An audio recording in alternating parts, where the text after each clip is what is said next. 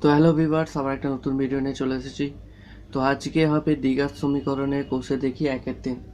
তো কোষে দেখি 1-3 আমি পুরোটা করাবো না, এই চ্যাপ্টারের যে মেন অঙ্কগুলো আছে সেই অঙ্কগুলো আমি করাবো।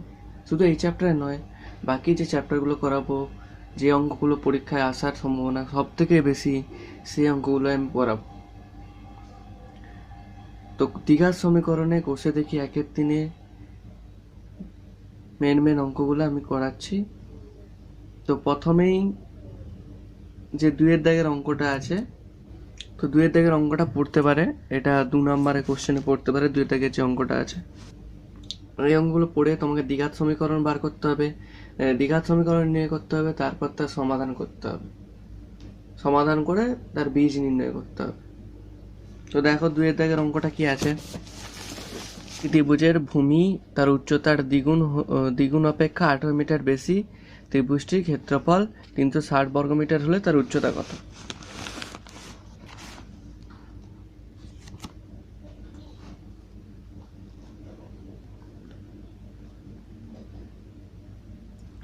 তো প্রথমে কি বলছে, ত্রিভুজটির ভূমি তার উচ্চতার দ্বিগুণ অপেক্ষা 18 বেশি।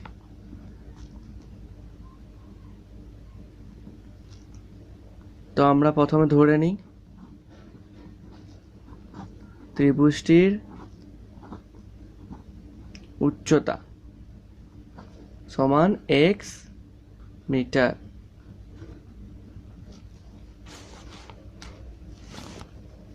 তো ত্রিভুজটির উচ্চতা কেন ধরলাম, তো এখানে বলেছে ত্রিভুজটির ভূমি তার উচ্চতার দ্বিগুণ অপেক্ষা 18 বেশি, তার মানে উচ্চতাটা এখানে ধরলে তবে আমরা ভূমিটা বের করতে পারবো। তো উচ্চতা x মিটার আর ভূমি কত হবে তাহলে? ভূমি বলেছে উচ্চতার দ্বিগুণ অপেক্ষা 18 মিটার বেশি, উচ্চতার দ্বিগুণ 2x যুক্ত 18 মিটার। তো ভূমিটা বেরিয়ে গেল। এরপরে কি বলছে, ত্রিভুজটির ক্ষেত্রফল 360 বর্গমিটার হল। ত্রিভুজের ক্ষেত্রফলের সূত্র কি? হাফ ইন্টু ভূমি ইন্টু উচ্চতা। তো শর্তানুসারে কি হবে? হাফ ইন্টু ভূমি কত আছে 2x প্লাস 18 ইন্টু উচ্চতা কত আছে x সমান ক্ষেত্রফল কত দিয়ে আছে 360 বর্গমিটার।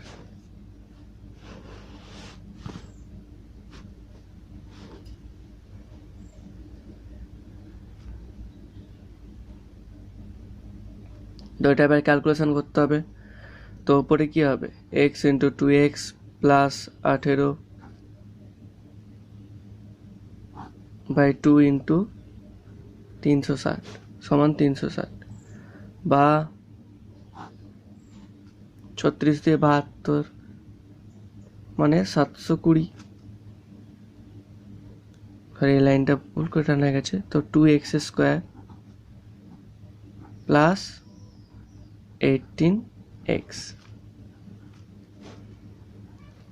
বা 2x square plus 18x minus 720 equal to 0, বা 2 কমন নিলে x square plus 6x minus 720 equal to 0, বা x square plus 6x minus 720 equal to 0।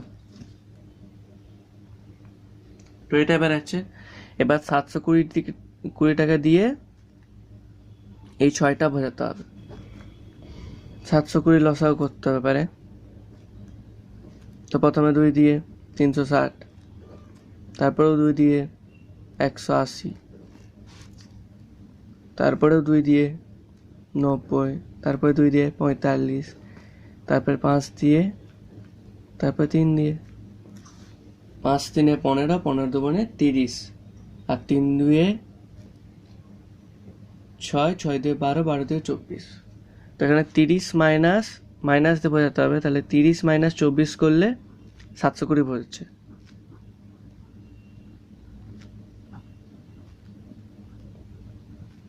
Equal to 0। ব্যাস, তো এখান থেকে উত্তর বেরিয়ে যাবে। বা x square plus 30x minus 24x minus 720 সমান 0, বা এখান থেকে কি কমন যাবে, এক্স কমন যাবে, তাহলে এক্স মাইনাস 30, এখান থেকে মাইনাস 24 কমন যাবে, তাহলে x minus 30, x minus plus 30 equal to 0। তারপরে কি হবে, x plus 30 x minus 24 equal to 0, বা এক্স প্লাস 30 ইকুয়াল টু 0, অথবা এক্স মাইনাস 24 ইকুয়াল টু 0, বা এক্স সমান মাইনাস 30 হবে, বা এক্স সমান 24 হবে। তো এক্স এর মান বেরিয়ে গেল। তো এক্স সমান আমরা কি ধরেছিলাম, উচ্চতা সমান আমরা এক্স মিটার ধরেছিলাম। তো এখানে উচ্চতা উত্তর চাইছে, উচ্চতা সমান 24 মিটার। তো আমরা শুধু 24টা কেন নিলাম, কেন মাইনাস 30টা নিলাম না? তো কখনো কারো উচ্চতা মাইনাস হতে শুনেছ? মাইনাস তো উচ্চতা হয় না, তো এই জন্য 30টাকে আমরা নিইনি, প্লাস 24টাকে আমরা নিয়েছি। তো এই ছিল ফার্স্ট অঙ্ক, যেটা ইম্পর্টেন্ট। তো এরপরে 1-3 চ্যাপ্টারে সব থেকে বেশি যেটা ইম্পর্টেন্ট আছে সেটা 4-টা।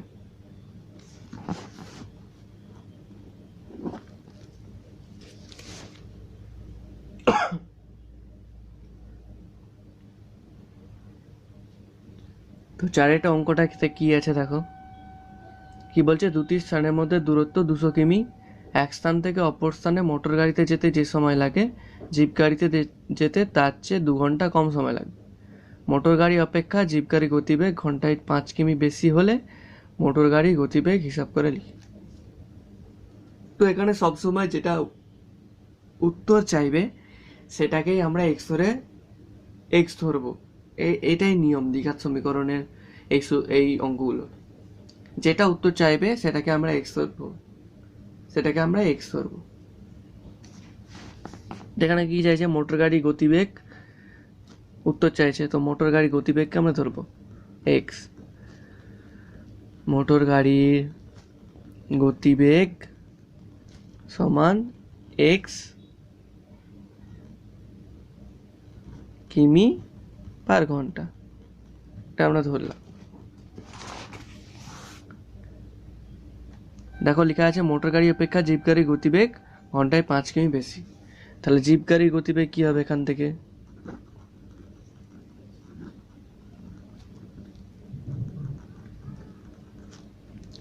জিপ গাড়ির গতিবেগ হবে এক্স প্লাস 5 কিমি পার ঘন্টা।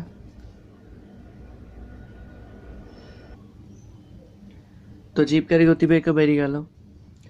তো এবার কি বলছে, এবার সমীকরণটা গঠন করতে হবে। ভালো করে অঙ্কটা পড়ো। দুটি স্থানের মধ্যে দূরত্ব 200 কিমি বলছে, তাহলে প্রথমে আমরা বার করি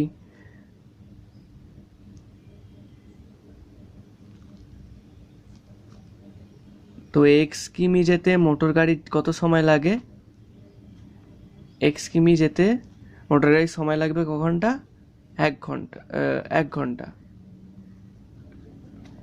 তো 200 কিমি যেতে কত সময় লাগবে, 200/x ঘন্টা। সেরকম জিপ গাড়ির ক্ষেত্রে একই,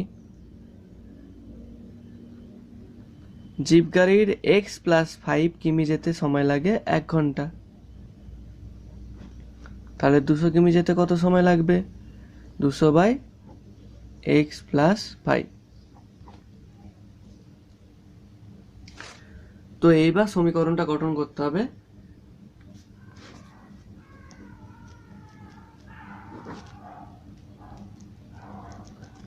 তো শর্তানুসারে কোনটাতে বেশি সময় লাগছে যেতে, নিশ্চয়ই মোটর গাড়িতে বেশি সময় লাগবে। তো মোটর গাড়িতে বেশি সময় লাগছে বলে দিয়েছে, তো 200/x minus 200/x plus 5 equal two 3 equal to 3 নয়, ইকুয়াল টু 2, কারণ ওখানে বলে দিয়েছে যে মোটর গাড়িতে যেতে যত সময় লাগে জিপ গাড়িতে যেতে তার থেকে 2 ঘন্টা কম সময় লাগবে। তো এই হচ্ছে সমীকরণটা, এবার সেটাকে সমাধান করে দিতে হবে। তো 200x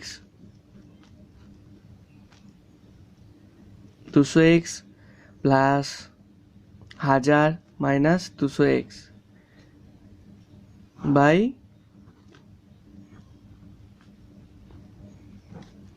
x into x plus 5 equal to 2।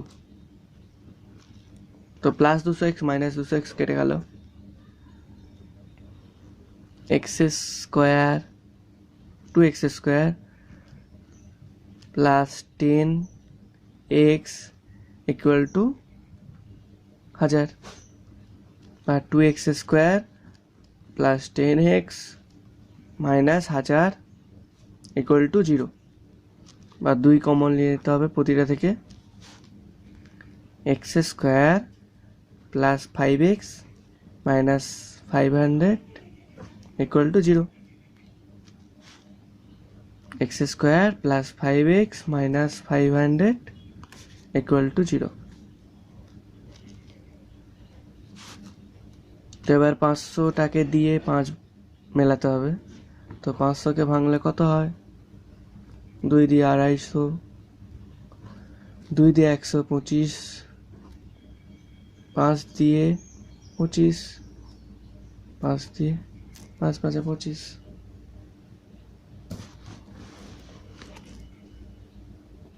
তো এবার কি করে বুঝবে দেখো, 5 5 25, 5 4 20। তো এক্স স্কোয়ার প্লাস 25 মাইনাস 20 করলে দেখো 5 মিলিয়ে যাবে। তো মাইনাস 500 ইকুয়াল টু 0 বা x square 25x minus 20x minus 500 equal to 0।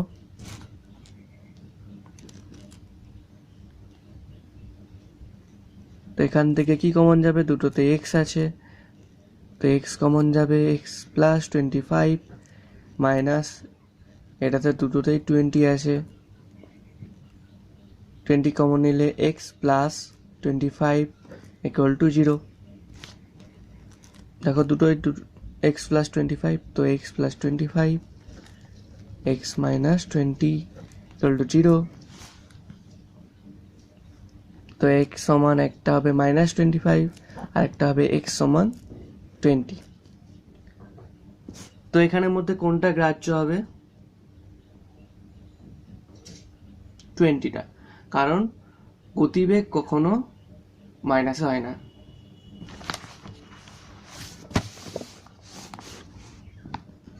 তাহলে উত্তর কি হবে, মোটর গাড়ি গতিবেগ কত ছিল,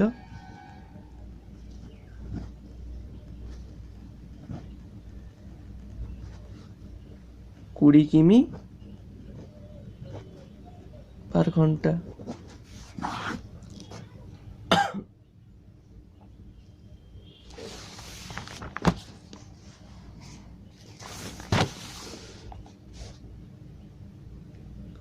তো এই চ্যাপ্টারে সব থেকে ভেরি ভেরি ভেরি ইম্পর্টেন্ট যে অঙ্কটা আছে সেটা হচ্ছে কলমের অঙ্ক, যেটা 9 দাগের আছে। তো কলমের অঙ্কটা কি বলা আছে, কলমের মূল্য প্রতি ডজন 6 টাকা করে কমলে 30 টাকায় আরো 3টি কলম বেশি পাওয়া যায়। তো কমার পূর্বে প্রতি ডজন কলমের মূল্য কত ছিল। তো আমরা কি বলছি,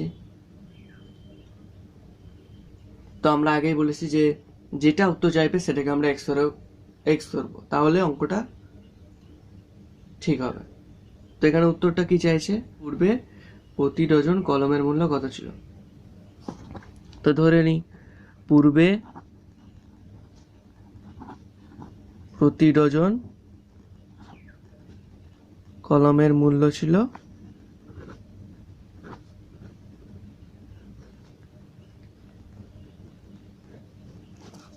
ডজন বলতে এখানে তোমরা সকলেই জানো ডজন বলতে 12টা।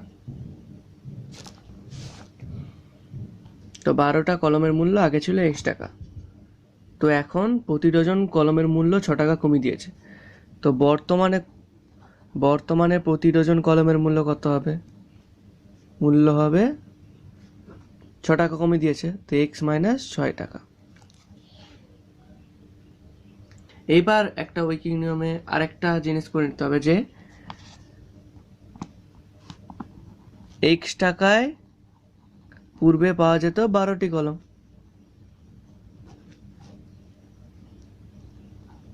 পুরো কথাগুলো আমি লিখছি না, তাহলে অনেকটা বড় ভিডিও হয়ে যাবে, তো ওই শর্টকাটে করে দিচ্ছি। তো x টাকায় পূর্বে পাওয়া যেত 12টি কলম, তো 30 টাকায় পূর্বে কতটি কলম পাওয়া যেত? 12 × 30 বাই 60 কলম। তো x টাকায় বর্তমানে পাওয়া যায়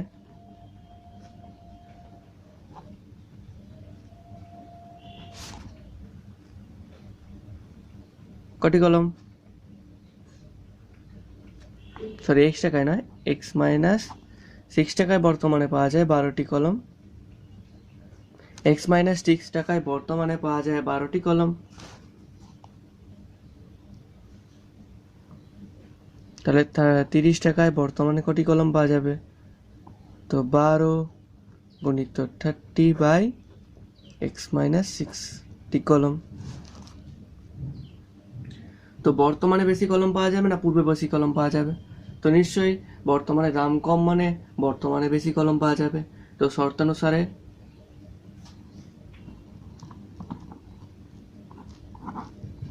শর্তানুসারে কি হবে?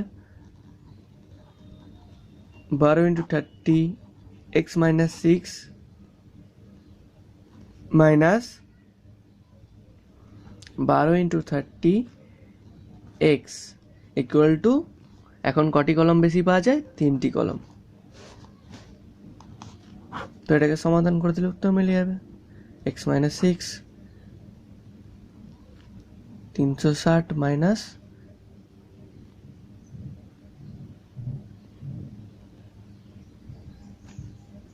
360x মাইনাস 360x প্লাস 6 6 36 হাতে থেকে 3, তো 6 3 18 19 20 21 এত সমান 3।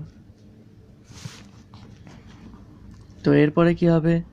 3x square 18x equal to, এই দুটো তো কেটে গেল, ইকুয়াল টু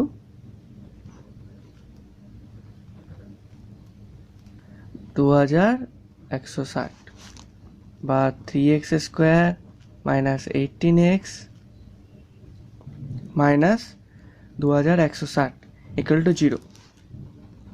তো দ্বিঘাত সমীকরণের আকারে চলে এসছে, এখান থেকে 3টা কমন চলে যাবে,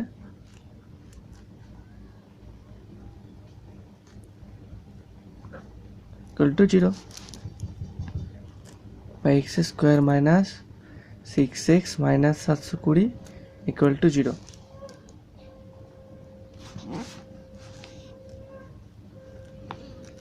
তো এখানে 720কে দিয়ে 6কে মিলাতে হবে, যেটা আমরা আগেই করে এসেছি। কত? 30 মাইনাস 24। আগে একটা অঙ্কে ছিল 720কে 6 মিলাতে হবে, তো 30 minus 24 x minus 720 equal to 0।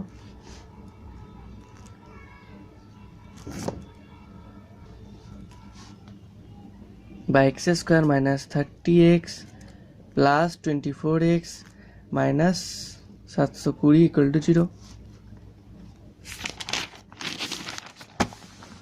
তো প্রথমটা থেকে কি কমন যাবে? x কমন যাবে, x কমন গেলে x মাইনাস 30। দ্বিতীয়টা থেকে কি কমন যাবে দেখা যাক।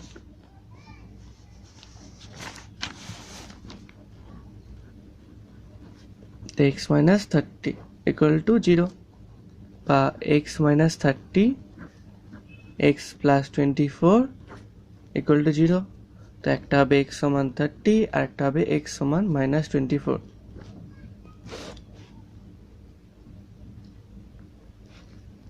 তো পূর্বে এক ডজন কলমের মূল্য কত ছিল?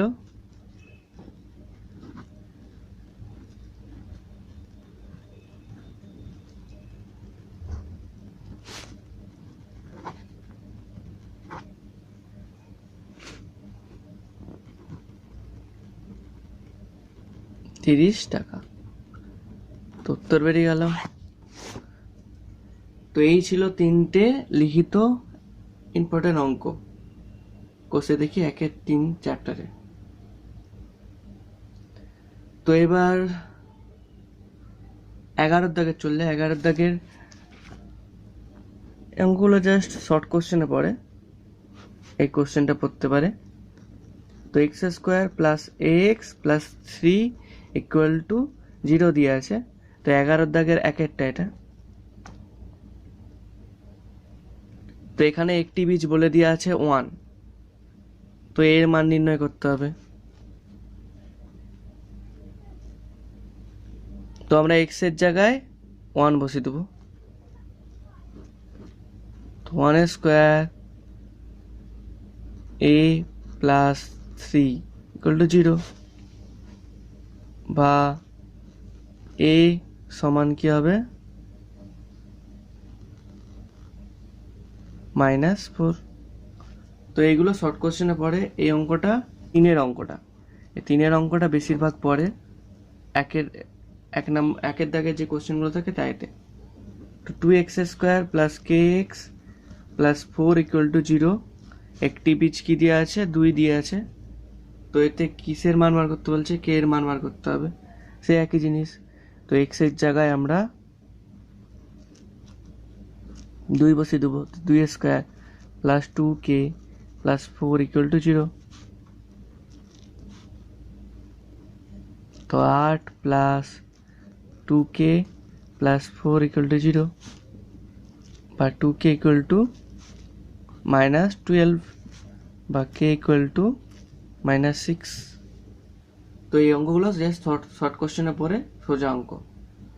তো এই ছিল 1-3-এর কোষে দেখি 1-3-এর সব থেকে ইম্পর্টেন্ট যে অঙ্কগুলো সেগুলো।